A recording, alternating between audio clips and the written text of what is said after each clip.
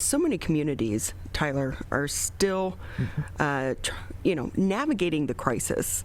And Rochester Hills, this is a tough time for so many of our elected leaders to continue to try to help guide all of us through this pandemic. Talk a little bit more about what's happening in Rochester Hills. We're joined now by Bryan Barnett, the mayor. Thank you for being with us. Hey, good morning. Thank you for having me. How are things going over in Rochester Hills? Well, I think we're doing okay. I mean, obviously, this third surge has been a bit of a mystery and a surprise. Obviously, you've all seen the heat maps that suggest we're sort of a one-state outlier relative to the amount of cases we're seeing, and we are, certainly seeing that in our city family as well. We've had probably more people off with COVID in the past 3 weeks than we had in the first 6 months of the pandemic. Wow. But we are, our team, most of them, I think everyone except one is back, and we're continuing to do all the things that we're known for: good governance, hopefully service to the community, and just having to do it a little differently and continuing to manage those precautions. Because this latest hit of COVID has been substantial.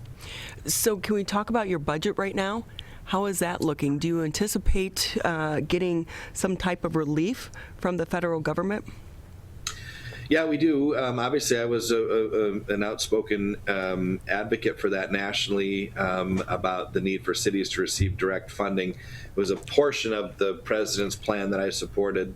That portion being the monies that came directly to cities. And so I was talking with some of my city colleagues last week, and we know about the amount that we're going to receive, and it'll be a tremendous boost for us to be able to fill revenue gaps that we missed from last year, and to begin to kind of stabilize some of the things that we're a property tax state, so we've been okay, but there are a lot of things that we missed out in terms of revenue on. This will be able to fill those gaps, and we've always been really conservatively financially managed, been consistently ranked in the top 2% of cities for financial strength, and so we don't anticipate any challenges that would impact our bond rating or impact service levels, but we're going to have to be very mindful of that moving forward. We're talking with Bryan Barnett. He is the mayor for Rochester Hills. With that, too, how are you guys doing meeting-wise? Are you still doing those virtually? And do you anticipate that's going to continue for the remainder of the year? Yeah.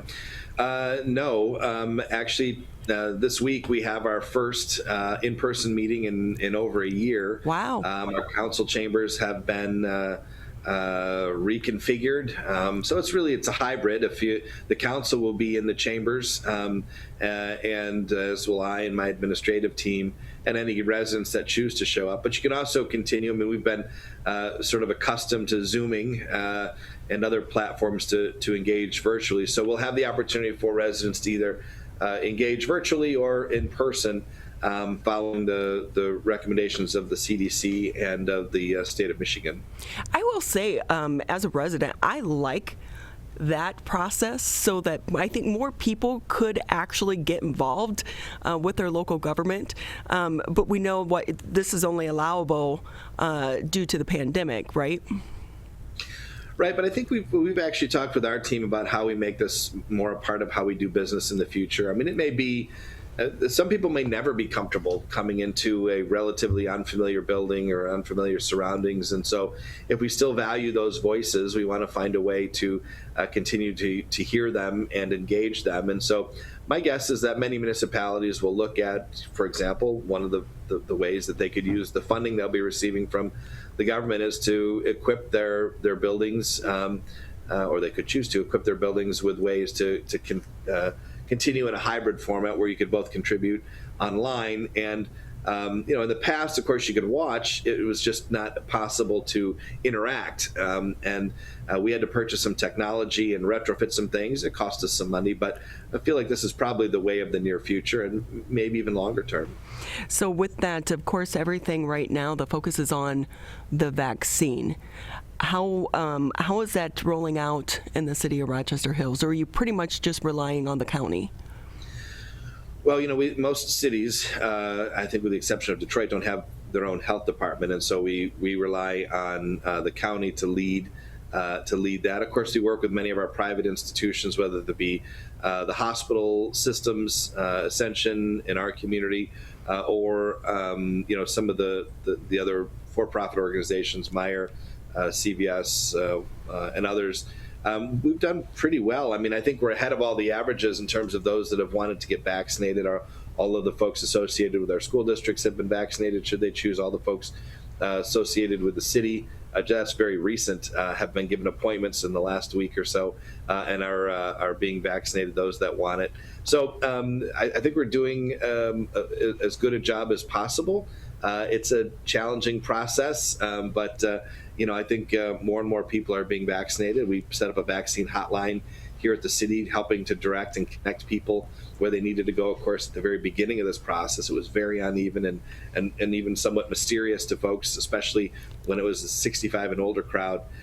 So we've been trying to be strong assistants provide strong assistance along the way, and I'm really proud of our team for that. I think it's great that you did a hotline because we know a lot of seniors don't have the internet, or if they do, they can use it with limited capabilities. So sometimes you have to go back to the old-fashioned way of doing things. Absolutely, and a lot of folks, it was just having a voice. They'd call and they'd be 1,000 people. That's not a joke or a rounding error. 1,000 people ahead of them on the phone, and some people were on hold for 8 hours.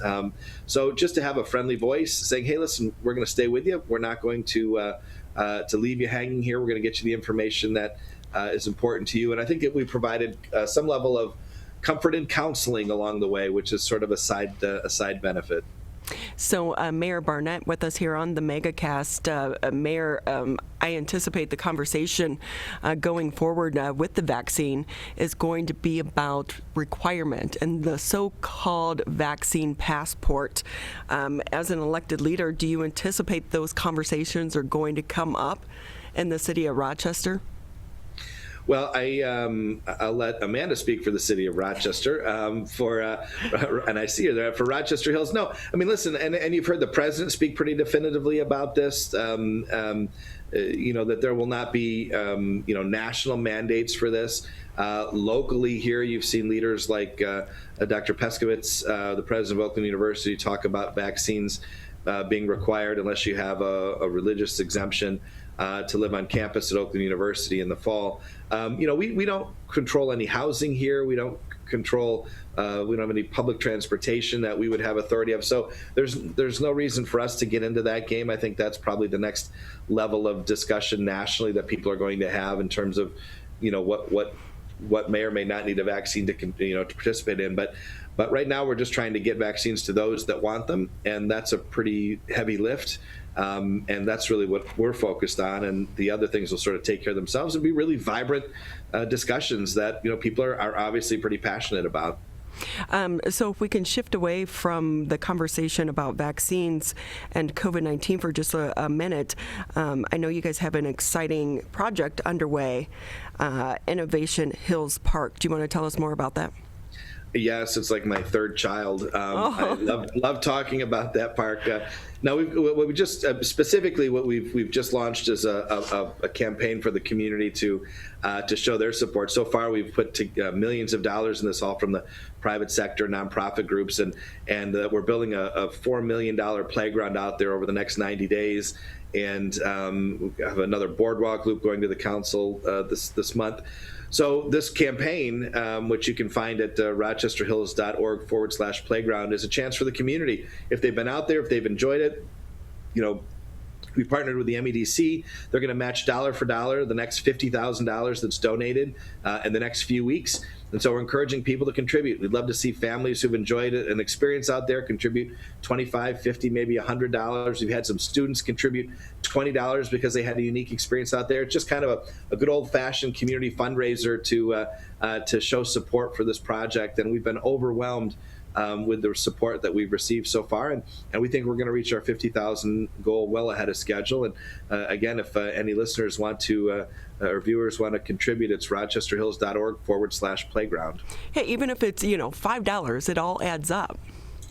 all of it adds up, and it creates a great story. And anytime you have buy-in, community buy-in to a project, that you're raising funds and you're raising friends, and both are equally important when you want to advance something new in the community. And so we're excited about this effort. We appreciate their partnership with the MEDC.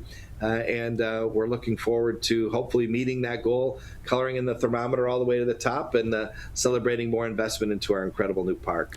So do you want to talk a little bit more about the playground? Because am I reading this correctly? It's going to be designed so people with disabilities can enjoy it as well?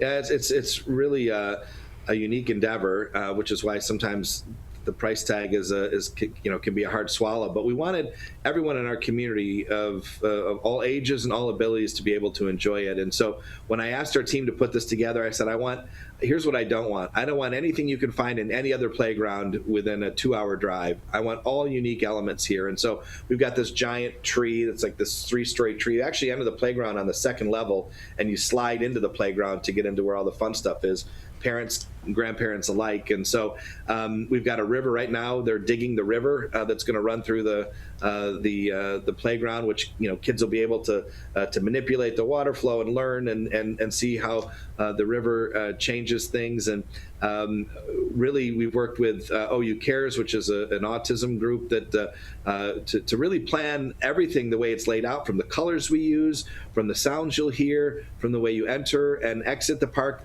We've tried to really have a really all-encompassing focus on that, so that every guest has an opportunity to have a unique play experience at Innovation Hills.